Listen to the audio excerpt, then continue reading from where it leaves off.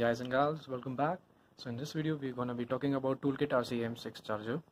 Now there has been an issue with the ToolKitRC M6 charger where the fan stops working. So actually after going through a lot, the conclusion is that it's more like a hardware issue rather than a software issue, and the problem arises is with the fan itself. Now this is a complex DC fan.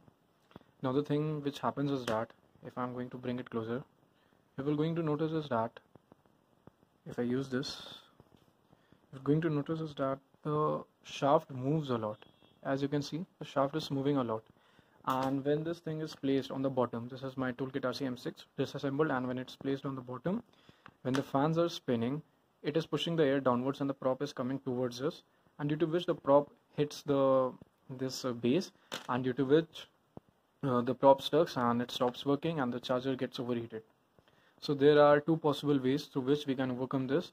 If you don't want to disassemble your ToolKitRC M6 like this, then there's a simpler way, which is you need to cut all of these supports, and you can open it. And when you will do that, when you will place a fan over here like this, there will be no obstacle in between and your fan will work. But the chances are, while doing this, in case if anything gets in between your fan, it will damage the blades of your fan. And the proper way is using some spacers between the fan and the base on which the fan resides. So here I'm using the M3 O-ring spacer, and these are the rubber rings, and you can use these as spacers, and later you can put on this frame. So let me put all these spacers into this base, and then I will show you what are the next steps. Now I've placed all the spacers into 4 of those standoffs.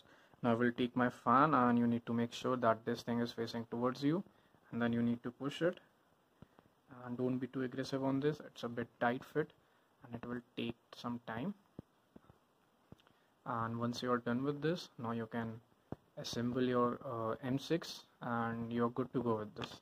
So if you guys like this video, give us a thumbs up, and